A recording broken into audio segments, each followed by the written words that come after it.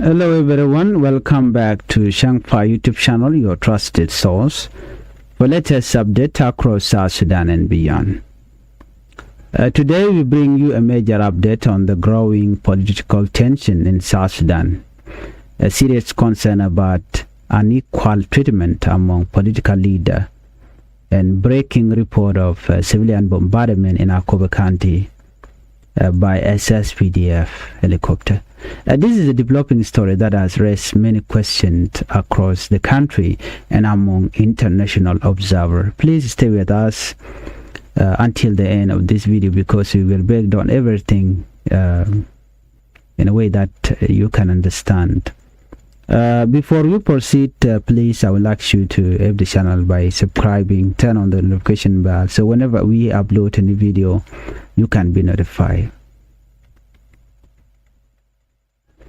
Let's begin our report with political double standard in South Sudan.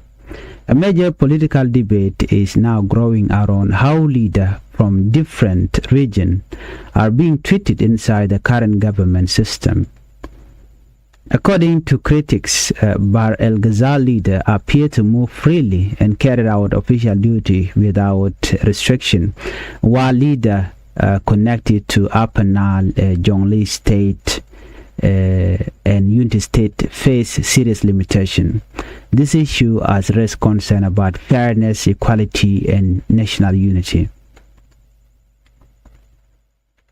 A report indicates that Vice President Hossein Abdelbagi Akol, who comes from Bahr el-Ghazal, has openly led high-level government delegation to Lagos State with full authority.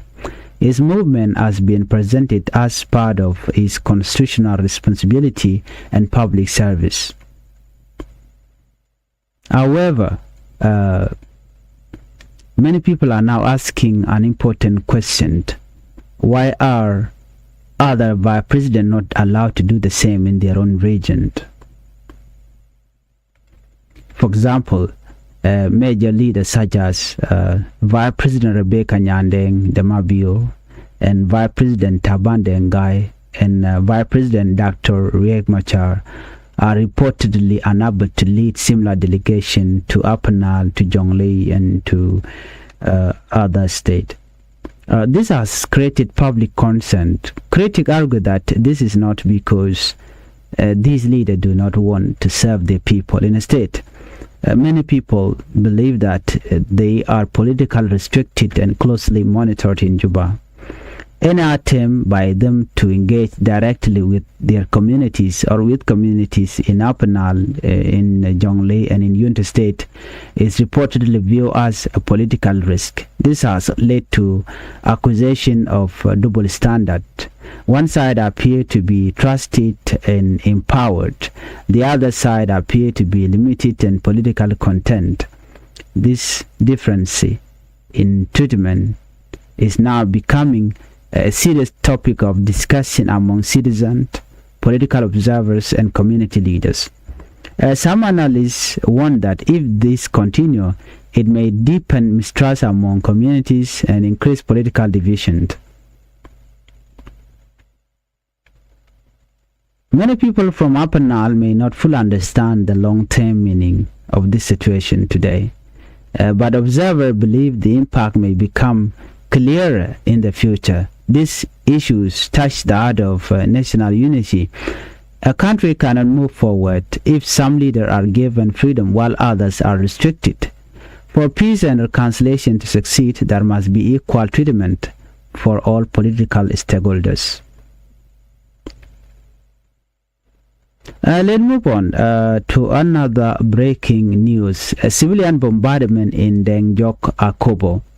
Now let us move to another major and urgent story. A breaking report from Dengjok Payam in Akobo County indicates a serious military escalation involving civilian areas. According to local report, fighting began after SSPDF, South Sudan People Defense Force, and SPLMIG Force reportedly moved from their defensive position and launched an offensive toward SPLA-IO position near Dengjok.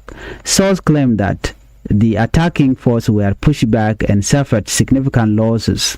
There are also unconfirmed claims that among the casualties was a Ugandan soldier allegedly wearing SSPDF uniform. This has added another layer of concern to the conflict. Following the reported battlefield defeat, air support was allegedly calling. However, instead of targeting military position, a report stated that the bombardment hit civilian homes and infrastructure. This has caused major destruction in Dengjok, Payam. Homes, community structure, and public facilities were reportedly affected. This is deeply concerning. Attack on civilian areas always raise serious humanitarian questions. Families, children, women, elderly people are the ones who suffer the most during such incident. This is said to be the first time Akobo has experienced this kind of air bombardment. The news has shocked many people across South Sudan. Let's look at political observers are now pointing to three major implications of this incident. Number one is peace process under threat. The first concern is timing. Okay. This incident reportedly happened shortly after the visit of African Union envoy Jakaya Kikwete to Juba. Many people had hoped the visit would help strengthen peace, talk, and national dialogue. But the reported airstrike now raise question about whether the government is fully committed to peace effort. A critic argued that military action at this moment send the wrong message. And instead of dialogue, the country may be moving toward more confrontation. Second is a civilian protection concern. Second major issue concerns civilian safety.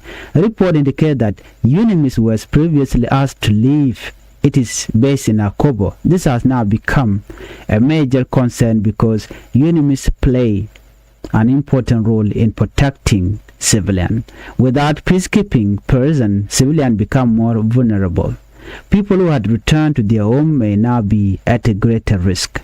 Observers fear the situation could worsen if protection mechanisms are not restored.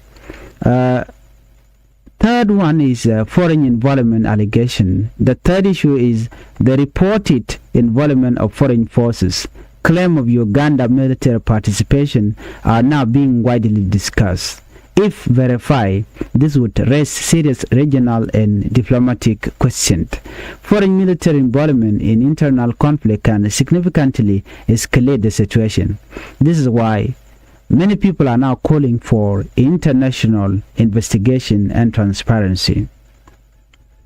In another late night update, report indicates that an SSPDF gunship bombarded Gagdong Payam at around 9:55 p.m. The good news at this time is that no death or injuries have been reported. Local civilians are said to be safe. This has brought some relief to families in the area.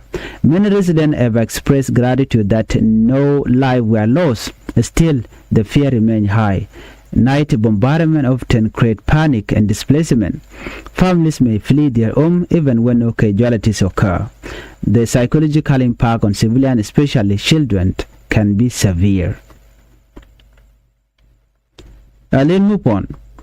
We have another breaking report. This breaking is just a political debate. The alleged coup plot in Juba. Now let us turn to another major political story developing in South Sudan. A fresh political controversy is growing after allegation of an alleged coup plot began circulating on social media. Opposition leader Dr. Sunday De John has publicly called for transparency and clarification. He has urged those named in the allegation to clearly explain their position. Among the names mentioned are General Paul Nangmajuk and government spokesperson Ateng Wegateng. At this stage, no detailed official response has been released. This has led to intense public debate. Some citizens are questioning whether the claims are based on credible intelligence. Others fear it may be political misinformation. Observer warn that repeated coup accusation can be dangerous. South Sudan has experienced instability linked to similar claim in the past, even though it was not real, and people were saying this was just a plan for President Salva Kiir Mayardit to arrest Dr. Riek Machar in 2013. There was no coup planned, but it was the fear of President Salva Kiir Mayardit not to face Dr. Riek Machar in election. For this reason, many are calling for an independent investigation by security institution. Public trust is extremely important during movements like this, for this accusation can increase fear and tension. At the same time, a union threat must also be taken seriously. The country now waits for official clarification from the government. Well, this is the latest update for today from Changfied News. What do you think about this development? Do you believe South Sudan is moving toward peace, or are tension increasing? Please share your thought in the comment section below. Do not forget to subscribe, like, share this video so more people can stay informed. Thank you for watching. See you in the next update. Bye bye.